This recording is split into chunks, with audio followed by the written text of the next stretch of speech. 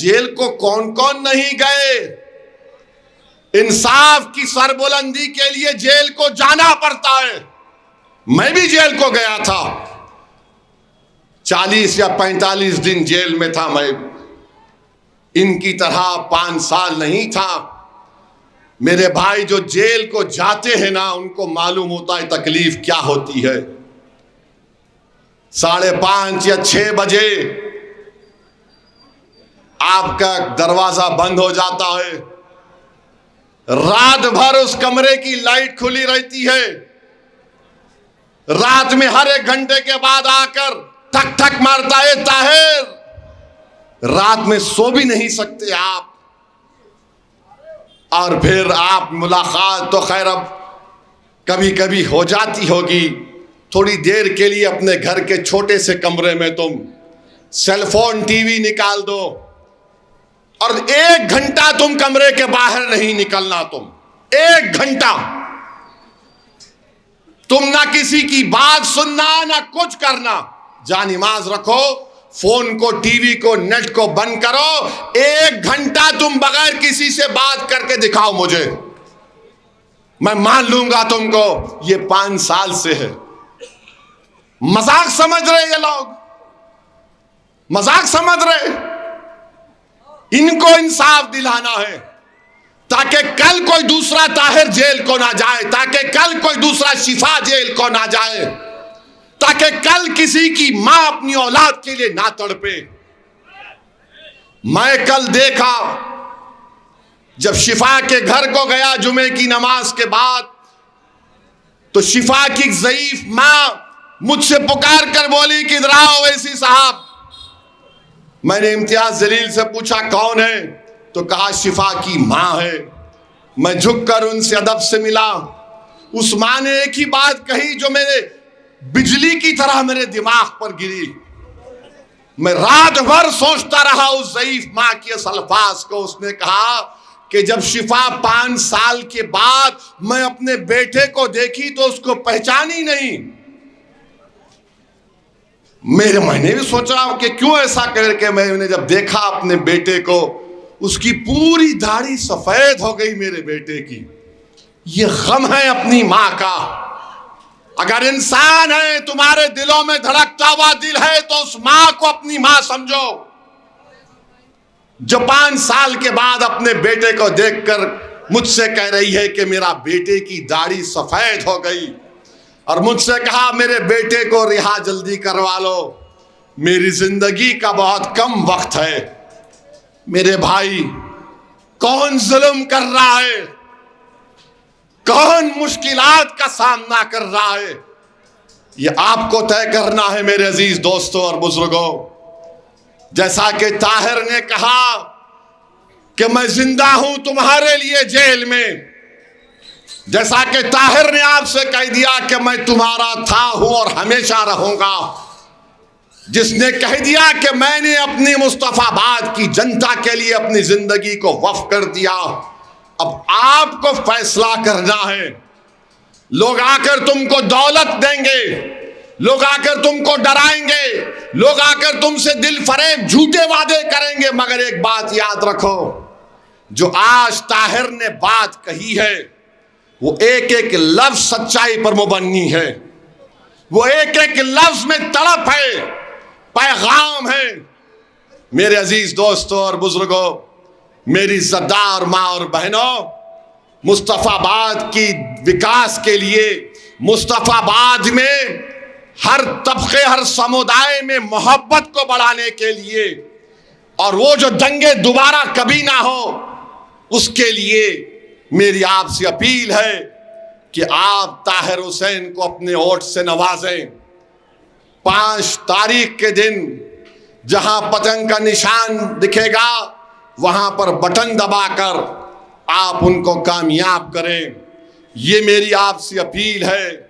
मेरे भाई याद रखो, मैं इलेक्शन लड़ता हूं, हारता भी हूं, मगर एक बात याद रख लो, मेरे हौसले कभी पस्त नहीं होते। लोग मुझे बहुत गालियां देते हैं, इल्जाम लगाते हैं, क्या क्या नाप शनाप बकते हैं, मगर मेरा ज़मीर, मेरा दिल मुझे एक ही कहता है कि असदुद्दीन ओवैसी जब तुम मर जाओगे तो ये इल्जाम लगाने वाले तुम्हारी कब्र में नहीं आएंगे, ये इल्जाम लगाने वाले हशर के मैदान में नहीं आएंगे।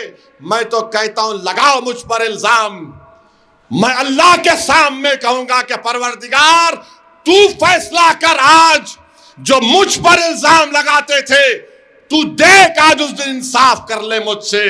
तो जो लोग इस तरह की बात कर रहे हैं तुम लगाओ, तुम्हारी सिर्फ झूठ तुम बोल सकते हो, मगर तुम्हारी झूठ, तुम्हारी ताकत, तुम्हारा दबदबा, तुम्हारा रौब, ये सब फानी है, खत्म होने वाला है। अगर कोई बाकी रहेगा तो नेकियां बाकी रहेंगी और इंसाफ होगा इंशाअल्लाह ताला। जिन्होंने जुल्म किया चाहे वो किसी समुदाय का हो, ऊपर वाला इंसाफ करता है, इंसाफ होगा इंशाअल्लाह ताला। ताहिर की आहें, ताहिर के बीवी की आंसू, उसके बच्चों की तड़प खाली नहीं जाएगी। हजरत खुबैब ने दुआ की थी, अल्लाह तू देख इन लोगों को और तू इनसे हिसाब ले। जरूर अल्लाह हिसाब लेगा मेरे भाई। इंसाफ तो चाहे अल्लाह हम पुकारे, कोई भगवान पुकारे, कोई पुकारो, इंसाफ तो होगा, याद रखो। जिन्होंने जिनकी जिंदगी बर्बाद की, तुम तैयार हो जाओ कुदरत के इंसाफ के लिए। और मुझे यकीन है कि मुस्तफाबाद और ओखला की जनता अपने ओट से इंसाफ को कामयाब करेगी और ताहिर को और शिफा को इंशाअल्लाह यहाँ का नए मिले बनाकर हम एक मुंह तोड़ जवाब देंगे, इत्तेहाद के जरिए जवाब देंगे। तो मेरे भाई आप तैयार हैं 5 तारीख के लिए? आप तैयार हैं 5 तारीख के लिए? डरेंगे तो नहीं? कहीं झूठे केजरीवाल की बात में तो नहीं आ जाएंगे? कहीं मोदी के ये दिल फरेब झूठे वादों को तो सामने नहीं रखेंगे? तो फिर क्या करेंगे 5 तारीख को? आप किसको वोट डालेंगे? आप सच्चाई का साथ देंगे? आप झूठे को हराएंगे? आप जालिम को हराएंगे? आप जेल का जवाब वोट से देंगे? जेल का जवाब वोट से देंगे? अस्सलाम वालेकुम, अल्लाह सलामत रखे आप तमाम। अब ये झाड़ू वाले बोलते हैं नहीं, अगर ताहिर जीत गया तो काम कैसे होगा? अरे जो बाहर रहकर 5 साल में काम नहीं करवाया, तो जो अंदर है खाली उसके खौफ से, उसकी मोहब्बत में काम होगा इंशाअल्लाह ताला मुस्तफाबाद में। अब ये मान चुके कि ताहिर जीतने वाला है तो भी इस तरह की प्रोपेगेंडा कर रहे हैं। ताहिर अंदर रहकर कैसे काम कराएगा? अरे केजरीवाल 6 महीने मुख्यमंत्री बन के जेल में बैठा था, तो क्या तुम लोग घर में हाथों में मेहंदी लगाकर बैठ गए थे? बोलो, नहीं बैठे थे। मेरे भाई आपको फैसला लेना है। हम 70 में से सिर्फ 2 विधानसभा पर अपने उम्मीदवार उतारे हैं। बहुत से मीडिया के लोग अपने एयर कंडीशन टीवी स्टूडियो में बैठकर बहुत बातें करते हैं और पप्पा को अपने खुश करने की बातें करते हैं। करो, तुम्हारे बाप को तुम खुश कर सकते, खुश करो, मगर याद रखो कोई बाप ज्यादा दिन तक इख्तिदार पर नहीं रहता। सबको जाना है, जब पप्पा चले जाएंगे तो तुम अपनी यतीमी और लाचारी के दिन देखोगे इंशाअल्लाह ताला। तुमने कितनों को टीवी की स्टूडियो में बैठकर जिंदगियां तुमने बर्बाद कर दी।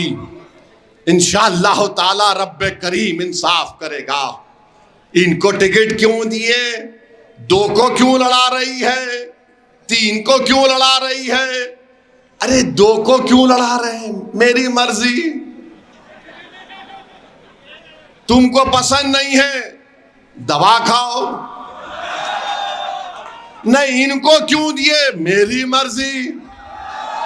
तुमको पसंद नहीं है, तुम अपने बाप की फोटो देख के खुश हो जाओ? नहीं, इनको क्यों दिए? इनको कोई नहीं मिला। नहीं मिला मेरे को, बोलो क्या करेंगे तुम? नहीं मिला मुझे, क्या करोगे? नहीं, जेल में है। अरे अक्लमंदो, जो तुम्हारे पास अक्ल नाम की चीज नहीं है,